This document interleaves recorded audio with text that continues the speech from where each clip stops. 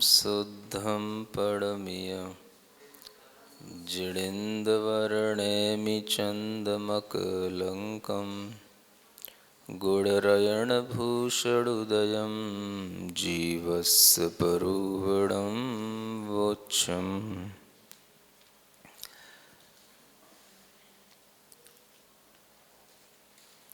गोमट्टसार जीवकांड ग्रंथराज में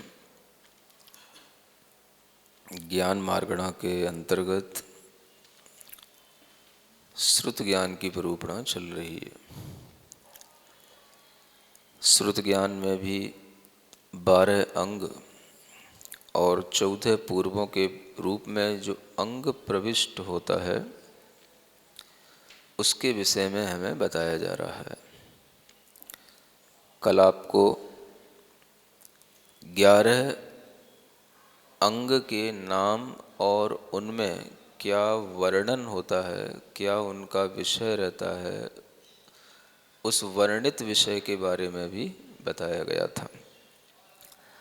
आगे ये 11 अंगों में कितने पद होते हैं, पहले इनकी संख्या का यह क्रम आ रहा है। कितने पदों से एक एक अंग की रचना हुई है, ये जानकारी देने के लिए गाथा नंबर 358। 1836 वादालम अणकड़ी अणविछप्पन्नम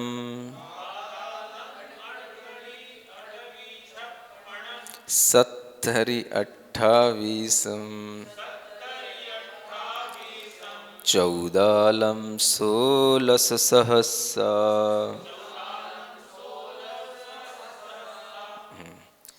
इसी के साथ आपको एक गाथा आगे वाली और पढ़ लेनी पड़ेगी क्योंकि इसका संबंध उससे भी जुड़ा हुआ है। एक दुग पंचेयारम तिवीस दुति नौदि लख तुरियादि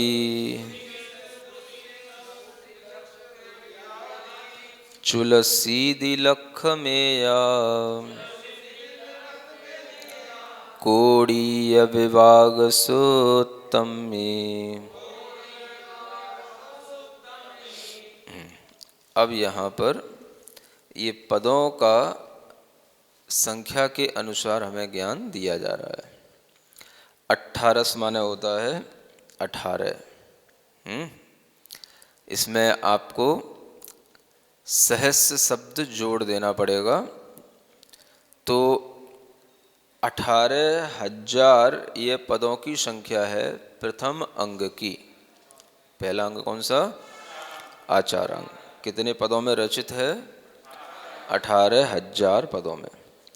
दूसरा अंग है कौन सा? सूत्रकृतांग। 36 माने 36,000 पदों में इसकी रचना हुई है। जो वास्तविक अंग हैं उनकी रचना इतने मूल पदों के साथ में हुई है ना। आपको एक जानकारी और भी ध्यान में रखना है कि ये जो 12 अंग हैं, इन 12 अंगों संबंधी शास्त्र आज हमारे लिए जो मूल रूप में इतने पदों के साथ थे वो हमारे लिए उपलब्ध नहीं है, लेकिन इनमें जो वर्णित विषय हैं वो विषय हमारे लिए यत्र तत्र उपलब्ध होते हैं। दिगंबर परंपरा में हमें इस तरह से शास्त्रों का पूर्ण रूप से अभाव हो गया, और जो 12 अंग रूप जो इतना बड़ा महासमुद्र के समान ये शास्त्र थे, 16,000, 18,000, 36,000 ये पद, आगे और करोड़ों करोड़ों पदों में इन शास्त्रों की जो रचना हुई वह रचना हमारे पास आज उपलब्ध नहीं है। ऐसा हम दिगंबर साहित्य को देख करके कहते हैं, और यही दिगंबर आचार्यों का कहना है। किंतु श्वेतांबर लोगों ने क्या किया कि इन्हीं अंगों के नाम पर उन्हीं के कुछ उनके प्राचीन आचार्यों ने कुछ रचनाएं की हैं। तो वह रचनाएं इतने कोई पद प्रमाण नहीं है, वो कुछ भी जो रचना हुई हैं छोटी छोटी इन्हीं अंगों के नाम से हुई हैं, तो वह उन्हें अपना मूल आगम मानते हैं और उनके नाम भी उन्होंने यही रख रखे हैं। आचारांग होगा, सूत्रकृतांग होगा, उपासकाध्ययनांग होगा, है ना, ये सब व्याख्या प्रज्ञप्ति आदि ये सब नाम उन्होंने यही रख रखे हैं। विषय अपना जो भी उन्हें ज्ञान से प्राप्त हुआ, जो भी उपलब्ध हुआ, वो उसमें विषय डाला गया है, लेकिन वह सब मूल रूप से जो द्वादशांग था उससे उसका कोई संबंध नहीं है। ये भी आप लोगों को ध्यान में रख लेना होगा। तो यहाँ पर वही सूत्रकृतांग अंग है जिसके 36,000 पदों में जिसकी रचना की गई है, और फिर उसके बाद में आता है स्थानांग जिसकी रचना बादाल माने होता है 42,000 पदों में उसकी रचना हुई है। ठीक है ना। फिर उसके बाद में कौन सा अंग आएगा? समवायांग। अब देखें यहाँ से जो है, जो अगर आपको गाथा से अर्थ समझना है तो ये ध्यान रखना है कि यहाँ से आगे जो हमें संख्या दी जा रही है, जैसे अड़कड़ी लिखा है ना, तो अड़ माने होता है 8, की कृति माने होता है वर्ग, तो 8 8 64 है ना, तो हमें यहाँ पे 64 संख्या ग्रहण कर ली। ठीक है ना। फिर 8 लिखा है, अड़ वी माने 8 और वी माने 20, या 8 और 2 मिला करके 28 बनाना है यहाँ पर, है ना। फिर 56 लिखा है, कितना? हाँ, तो यहाँ पर हमें 56 बनाना है। फिर 70 लिखा है तो यहाँ 70 बनाना है। फिर 28 लिखा है तो उसके लिए 28 संख्या लेना है। और 14 लिखा है उसके लिए 44 लेना है, और 16 सहस्सा है ना, और फिर हमें ये 16 संख्या लेना है। ठीक है, ये हजार हजार के साथ में हमें जोड़ना है। अब इनके आगे लाख लाख की जो संख्या है वो आगे वाली गाथा से लेना है। जैसे इगी माने 1 लाख, दुग माने 2, पंच माने 5, एयारम माने 11, है ना। फिर लिखा है 20 माने 23, है ना। दू ती नौदी, नौदी माने होता है 90, 2 और 90 92, और 3 और 90 93, है ना। तो पहले 92 और फिर 93। लख माने लाख, यानी इतने लाख हमें लेना है। ठीक है ना। और तुरी आदि, तुरी आदि का मतलब होता है, तुरी माने होता है चतुर्थ, तुरी माने क्या होता है? तो चौथे अंग से ये हमें व्यवस्था बनानी है। आगे बात समझ में? तो 3 अंग तक तो व्यवस्था रही हजार में, ठीक है ना, 18,000, 36,000, 42,000। फिर चौथा अंग आया तो वहां से तुरी आदि, ये गाथा का पद ये कह रहा है।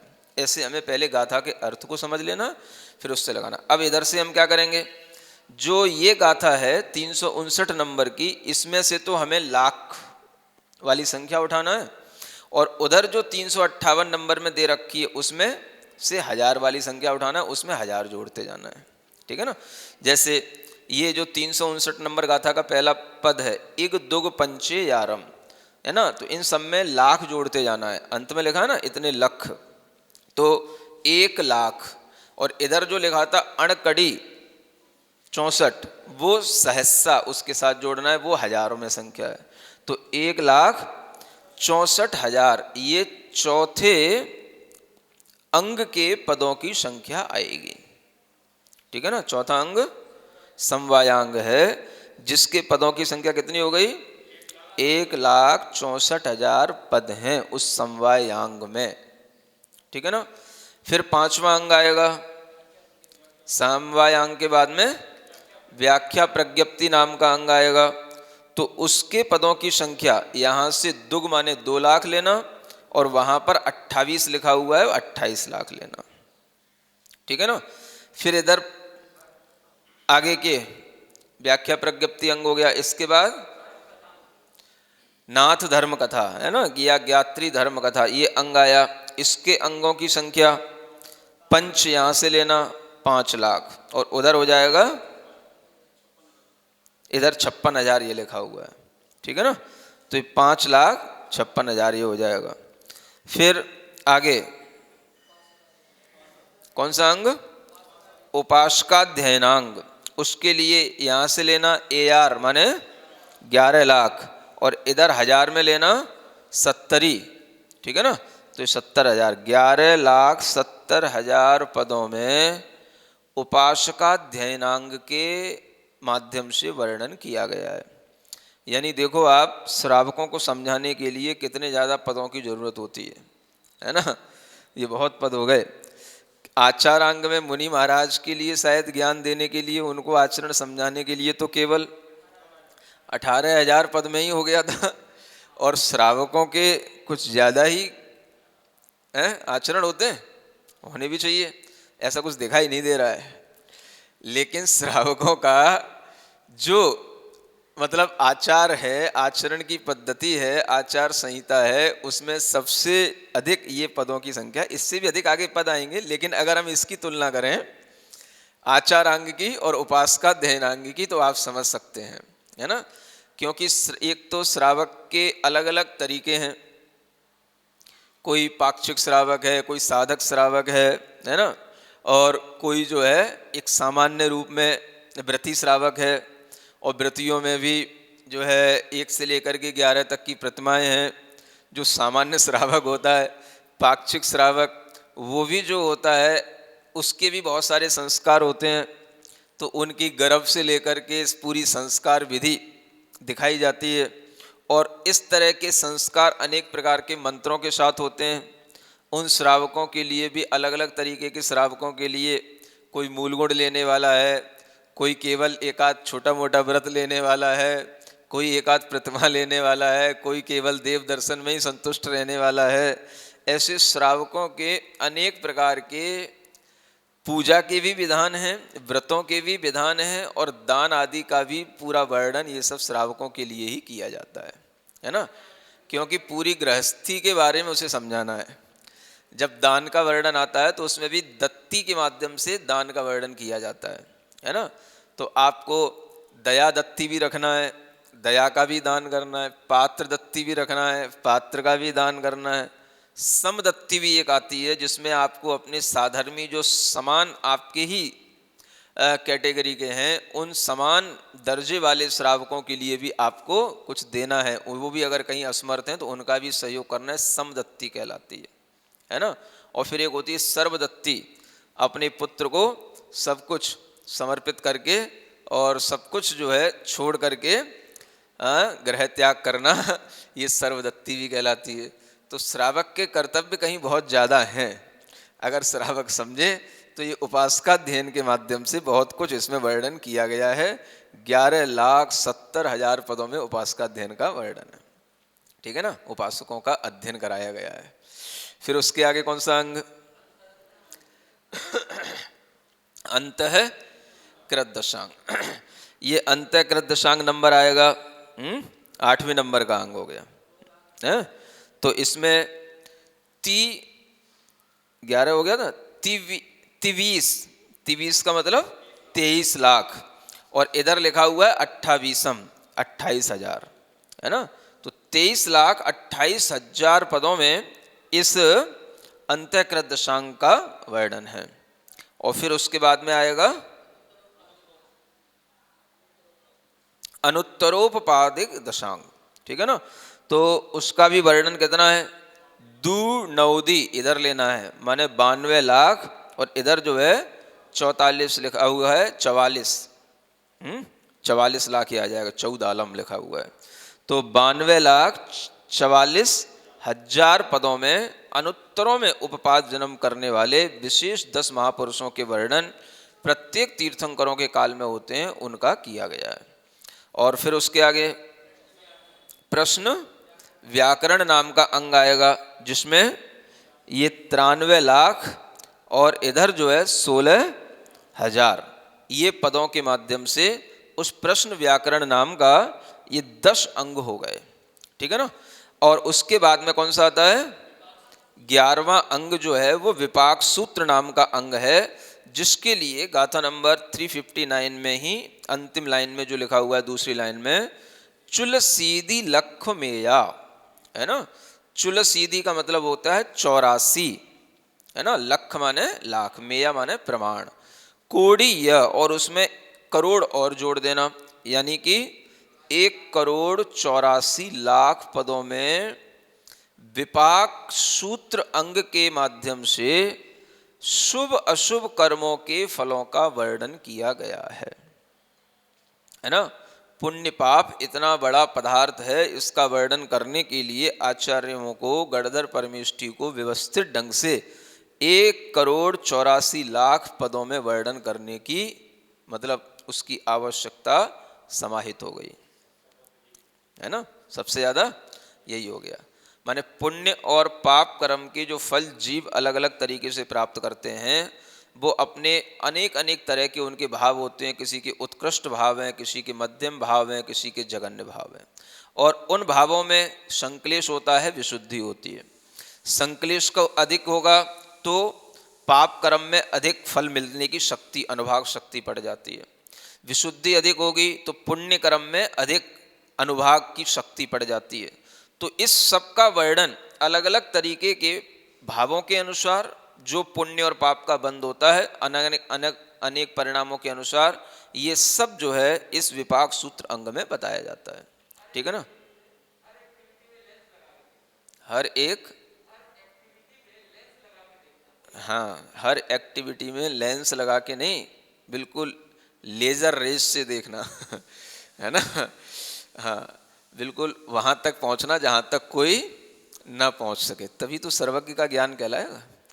तो आपके परिणाम क्या हैं, किस रेंज में हैं, उनकी क्या क्वालिटी है, उससे किस तरीके के कर्मों की बॉन्डिंग हो रही है, उन कर्मों की क्या क्वालिटी है, वो फिर जब आपके लिए फल देंगे उस समय पर भी किस तरीके का आपके आसपास एटमॉस्फेयर होना चाहिए, किस तरीके का आपके पास में प्लेस होना चाहिए, कैसा द्रव्य होना चाहिए, कौन सा टाइम होना चाहिए, उसी टाइम पर वो कर्म फल देने आएगा। तो बिल्कुल उसमें सब कुछ टाइम बॉम्ब की तरह टाइमिंग भी फिट होती है, और उसमें अपने आप वो पोटेंसी होती है कि जब वो समय पर जब वो अपना फल देगा तो आपके लिए वो सारी चीज़ें अपने आप उपलब्ध होंगी। तो इस तरह से अनेक प्रकार के बंधों के माध्यम से उसके फलों की जानकारी इसमें दी जाती है ना। तो ये सब हमें चारों प्रकार के बंध होते हैं, पुण्य पाप की व्यवस्था है, ये हमें सब कुछ उपलब्ध है थोड़े थोड़े रूप में हमें समझने के लिए। कर्म कांड, जीव कांड में भी काफ़ी कुछ हमें जानकारी और ज्ञान दिया गया है। तो ये मूल रूप से जो अंग है वो हमारे पास उपलब्ध नहीं है, लेकिन उनसे संबंधित जो विषय हैं वो हमारे पास हैं पढ़ने के लिए, समझने के लिए। तो इस तरह से हमने 11 अंगों तक की जानकारी ले ली। कितने? 11 अंगों के पाठी हो गए आप, है ना। बस एक अंग की और बात बची है, कौन सा? 12वां अंग। तो उसमें जो पद होते हैं उसका जो नाम होता है उससे बोलते हैं दृष्टिवाद अंग। क्या बोलते हैं? हाँ, दृष्टिवाद अंग, ये 12वां अंग कहलाता है। दृष्टि का मतलब होता है अनेक तरह के दर्शन या मत, उनका जिसमें वाद माने कथन किया जाए, उसका नाम दृष्टिवाद अंग होता है। एक तरह से आप ये समझें, जो 363 मत होते हैं, उन 363 मतों का इसमें अच्छा वर्णन और खंडन, ये सब कुछ मिलेगा। इसका नाम है दृष्टिवाद अंग, ये सबसे बड़ा अंग है। और इस दृष्टिवाद अंग में और भी चीज़ें हैं मुख्य रूप से। जैसे अगर हम 363 मतों के बारे में जानना चाहें तो वो 363 मत 4 रूपों में विभाजित हैं। कितने? एकांत मत कहलाते हैं ये, यानी एकांत रूप से एक ही धारणा को लेकर के चलने वाले ये मिथ्या मत कहलाते हैं, और इसीलिए इनको हम कुमत भी कहते हैं। ये 363 प्रकार के होते हैं, है ना। तो उसमें एक क्रियावाद मत होता है, क्रियावाद। तो क्रियावाद में एकांत रूप से क्रियाओं का ही ये केवल समर्थन करते हैं, बस क्रियाओं के माध्यम से ही तरह तरह की क्रियाएं होती हैं। तो वह क्रियावाद नाम का जो ये मत है, उसमें लगभग 180 उसके भेद हो जाते हैं। कितने? हाँ, इस क्रियावाद में। इसी तरीके से एक अक्रियावाद होता है, कुछ ऐसी मान्यता वाले होते हैं क्रियाओं से कुछ होता नहीं, तो वो बिल्कुल क्रियाओं से रहित एकांत को अपनाते हैं। वो अक्रियावादी भी 84 प्रकार के होते हैं। कितने? है ना। कुछ ऐसे होते हैं जो ज्ञान का अभाव बताते हैं मोक्ष में, या ज्ञान से कुछ नहीं होता है, ज्ञान शून्य होने की लिए चेष्टा करने की बात करते हैं। ऐसे अज्ञान का समर्थन करने वाले भी या अज्ञानिक मत वाले भी 67 होते हैं। कितने? समझ आ रहा है ना, 67। और फिर एक होते हैं वैनयिक। ये वैनयिक मत वाले होते हैं, ये 32 टाइप्स के होते हैं। हाँ, ये सब अगर आप टोटल करोगे तो 363 आ जाएगा, है ना। फिर से बोलें, क्रियावादी 180 प्रकार के, अक्रियावादी 84 प्रकार के, अज्ञानिक 67 प्रकार के, और वैनयिक 32 प्रकार के। इस तरह से कुल मिलाकर के 363 ये मत होते हैं। इनमें ये दृष्टिवाद का ये मुख्य इनका विषय रहता है। इसके अलावा और भी दृष्टिवाद के भेद हैं, वो आगे बताए जाएंगे। आगे की गाथा 360 नंबर की पढ़ते हैं। इसमें क्या लिखा हुआ है? वापड़ नरनो नामम एयारंगे जुदी हुआ दम्मी कनजतज मताननमं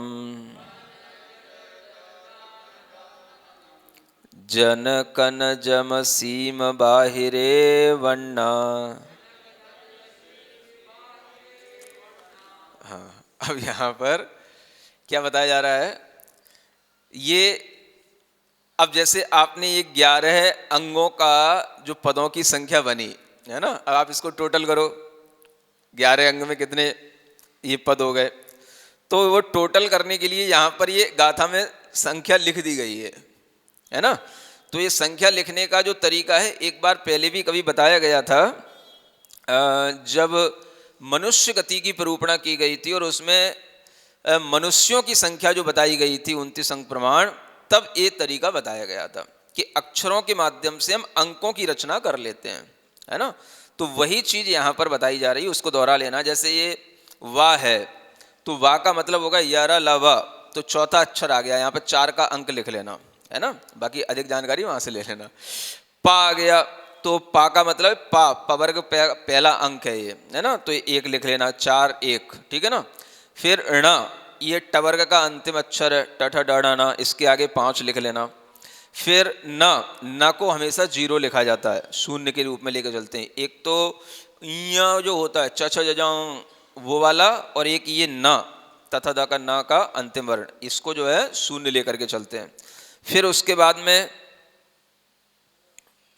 क्या है? र है ना, वा पड़ न र आ गया, य र, तो रा का अंक हो गया 2, ठीक है ना।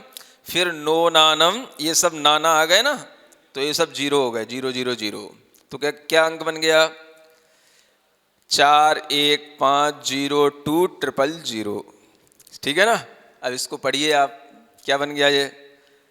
4 लाख नहीं, 4 करोड़, 4 करोड़ हो जाएगा, 4 करोड़ 15 लाख 2,000।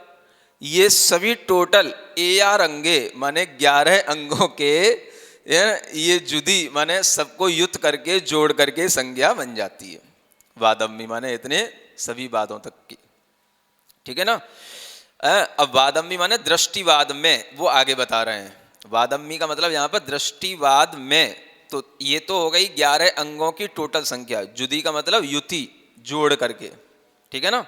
तो आपने जोड़ लिए जितने भी सूर्य से जोड़े थे, 18,000 से लेकर के पूरे 1 करोड़ 84 लाख तक जितने भी पद थे 11 अंगों के, ये सब जोड़ करके टोटल इतना ही आया ना। कितना हो गया? 11 अंगों के समस्त पदों की संख्या 4 करोड़ 15 लाख 2,000, ठीक है ना।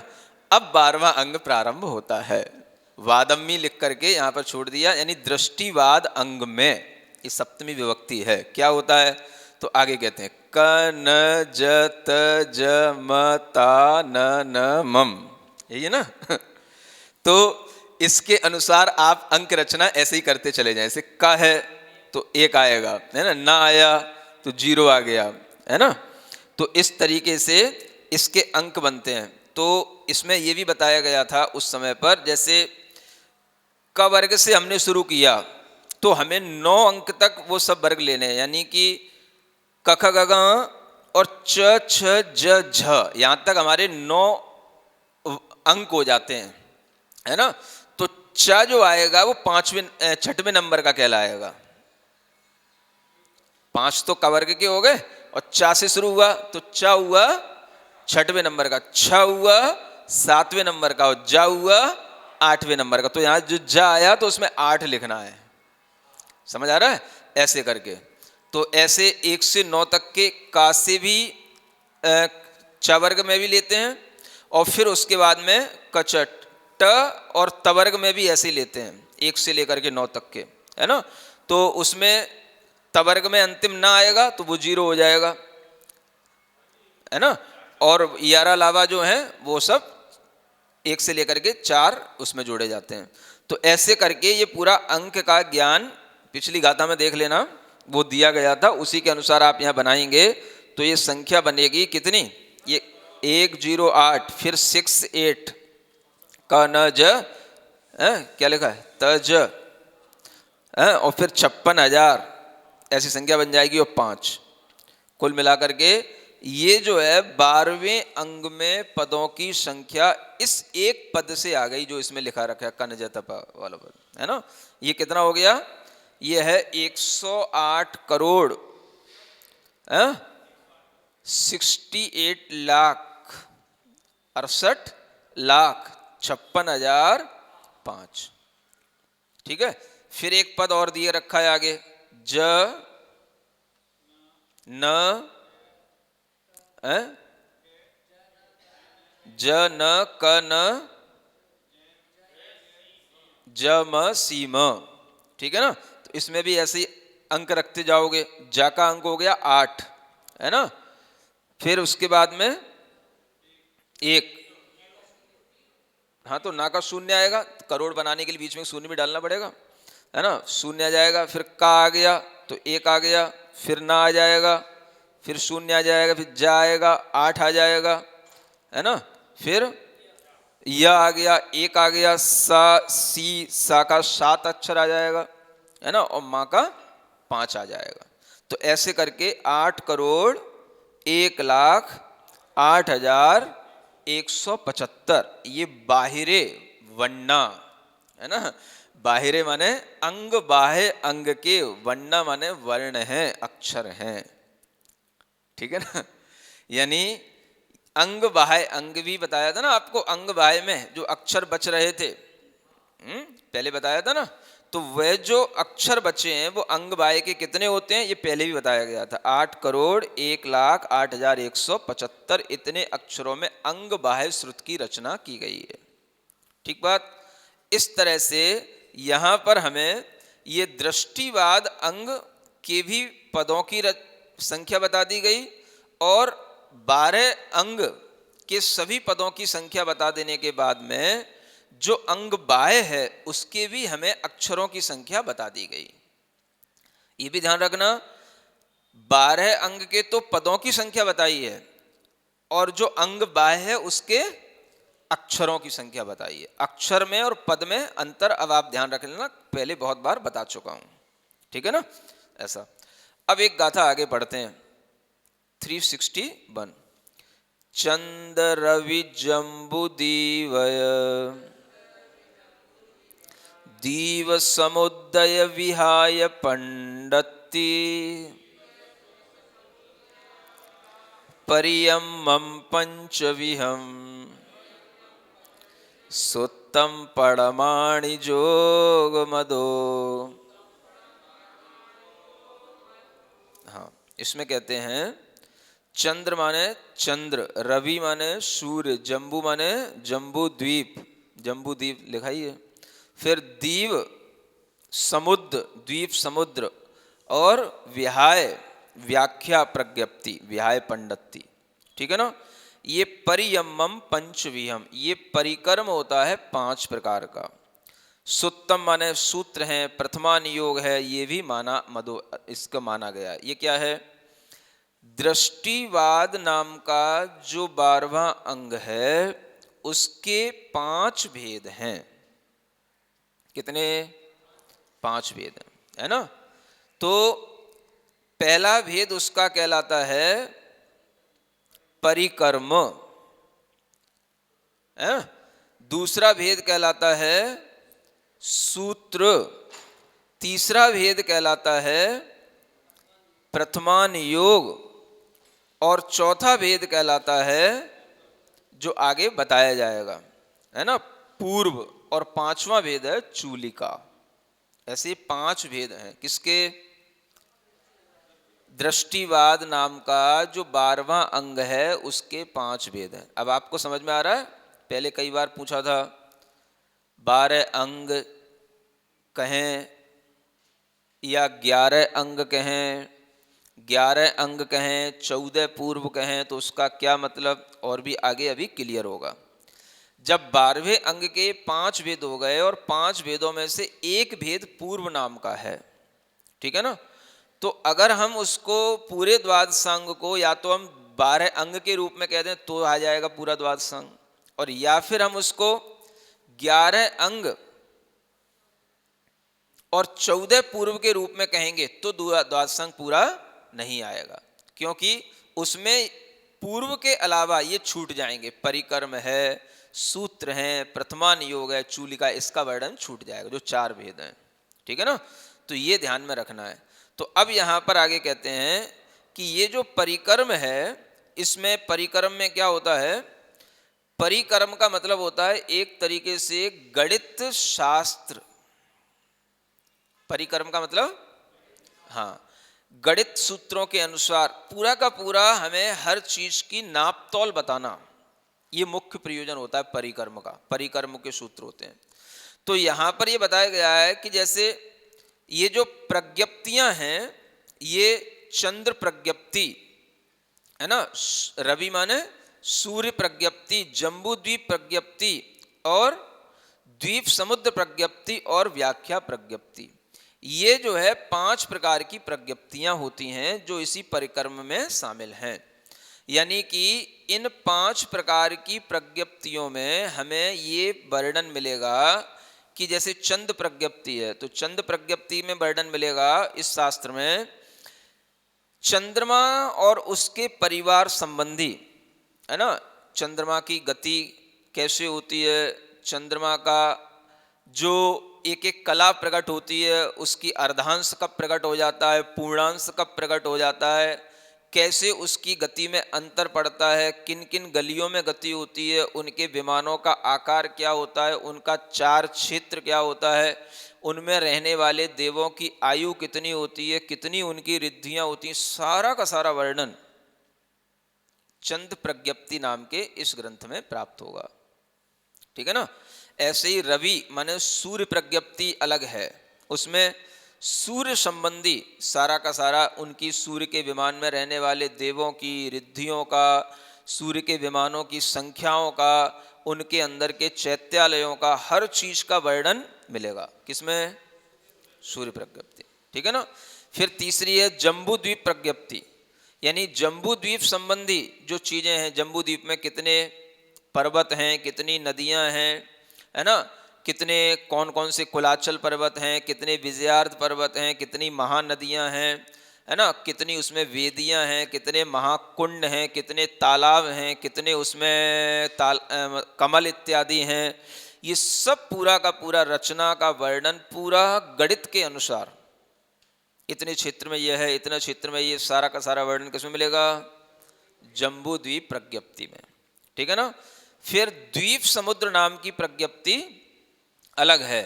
इस द्वीप समुद्र प्रज्ञप्ति में पूरे द्वीप समुद्रों संबंधी पूरा वर्णन मिलेगा आपको, है ना, कितने द्वीप होते हैं, कितने समुद्र होते हैं, और उन द्वीप समुद्रों के साथ में अनेक तरह के व्यंतर देव भी रहते हैं, भवनवासी देव भी रहते हैं, इसमें ज्योतिषी देवों का भी समावेश हो जाता है, क्योंकि पूरे समुद्रों के अंत तक ज्योतिषी देव भी रहते हैं ऊपर आकाश मंडल में।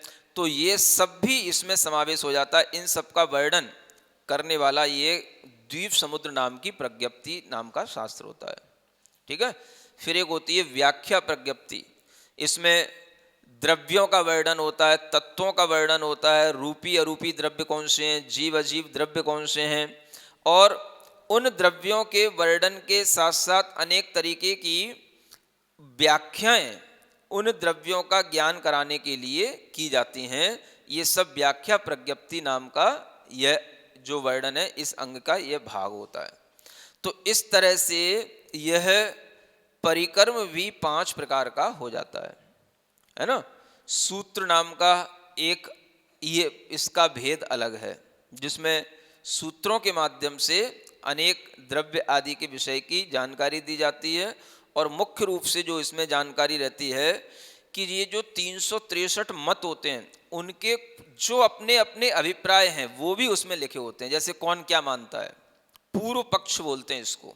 क्या बोलते हैं वकील की भाषा में, कि पहले आप अपना पक्ष रखो, सामने वाला अगर प्रतिवादी सामने खड़ा है तो पहले उसका पक्ष रखा जाता है, सुना जाता है, पहले उसको बोलते हैं पूर्व पक्ष। आपके यहाँ क्या बोलते हैं? जब दो सामने खड़े होते हैं वकील, दो अलग अलग एक ही केस को हैंडल करने के लिए दो वादी और प्रतिवादी के रूप में खड़े होते हैं, तो एक को कहा जाता है सामने वाले को पूर्व पक्ष, है ना। पहले आप अपना पक्ष रखिए, फिर उसके बाद में हम उसका खंडन करेंगे, हम उसका समाधान देंगे या हम उसमें दोष इत्यादि बताएंगे। तो इसी तरीके से कौन क्या मानता है ये भी हमें जानना चाहिए। इसको बोलते हैं स्व समय का और पर समय का बोध। तो ये सब पर समय कहलाते हैं। कोई कहता है आत्मा निर्गुण है, कैसी है, गाते ही रहते हो आप, समझ आ रहे ना, निर्गुण और न्यारे तेरे बिना मेरा कौनू नहीं, बोलते हो ना। हाँ, तो ये सब एकांत मिथ्या मत है। अगर सेंस के साथ में देखा जाए तो आपने आत्मा को क्या मान लिया, निर्गुण, है ना। जो आपका पालनहारा है वो बिल्कुल निर्गुण है, माने उसमें कोई गुण नहीं है, समझ आ रहा है। जबकि जो वास्तव में परमात्मा होगा, भगवान होगा, उसमें अनंत ज्ञानादि गुण होते हैं, है? तो ज्ञानादि गुणों का अभाव कैसे हो गया उसमें? तो जो दूसरे मत के लोग हैं वो ये मानते हैं, तो इन सब का ज्ञान इसमें दिया रहेगा कौन क्या मानता है ना। तो मानते हैं परमात्मा आत्मा निर्गुण होता है, आत्मा अकर्ता होता है। कई लोग मानते हैं आत्मा कर्ता नहीं है, आत्मा सिर्फ भोगता है, करने वाली तो प्रकृति होती है, करने वाला कुछ और होता है, बस आत्मा तो अकर्ता है। तो ऐसे कुछ की मान्यता में आत्मा अकर्ता है, कुछ की आत्मा में आत्मा निर्गुण है, कुछ की आत्मा में आत्मा क्षणभंगुर है, कोई आत्मा की एक ही सत्ता मानता है, ब्रह्म एक है, बस सत्ता एक है और बाकी सब उसके अंश हैं, बस। समझ आ रहा है, सब रिफ्लेक्शन आ रहा है बस, और कुछ नहीं है, आपका कोई अस्तित्व नहीं है, जो कुछ है वो पूरा एक सत, ब्रह्मम सत, बस। समझ आ रहा है। तो इस तरह से अनेक अनेक जो मत हैं उन सबका इन सूत्रों के माध्यम से वर्णन उसमें स्वपक्ष और परपक्ष दोनों को रख करके किया जाता है। तो मुख्य रूप से सामने वाला जो पूर्व पक्ष उसका क्या है उसको पहले समझो, तभी तो आप उसके बारे में कोई दोष या खंडन कर पाओगे। तो इस तरह से इस सूत्र में वर्णन किया जाता है। और प्रथमान योग ये होता है, जो प्रथमान योग में मतलब सबसे पहले पढ़ने वाला अनुयोग है ना, जो बहुत सरलता से समझा जा सके, जिससे कोई नहीं भी कुछ जानता है धर्म की ABCD तो वो भी समझ सके। तो वह 24 तीर्थंकरों संबंधी जो चक्रवर्ती हैं, चक्रवर्ती संबंधी नारायण, प्रतिनारायण, बलदेव, सबके साथ जो 63 सलाका पुरुष होते हैं उनकी सबकी कथाओं के माध्यम से बहुत कुछ ज्ञान भी उपलब्ध हो जाता है। वो ज्ञान प्रथमान योग का ज्ञान कहलाता है, ठीक है ना। तो ये प्रथमान योग के माध्यम से जाना जाता है पूर्व। फिर उसके बाद में ये एक आगे की गाथा आ रही है ना। इस गाथा का आगे वर्णन करेंगे। इसमें गाथा 361 तक इतना वर्णन आपके लिए हो गया है, तो समझ आ गया। अभी यहाँ पर दृष्टिवाद के जो 5 भेद हैं उनका यहाँ पर थोड़ा सा खुलासा किया जा रहा है। और उसमें ये जो भेद हैं उनके भी नाम बता दिए, आगे और जो पूर्व और चूलिका के भेद हैं वो आगे बताए जाएंगे।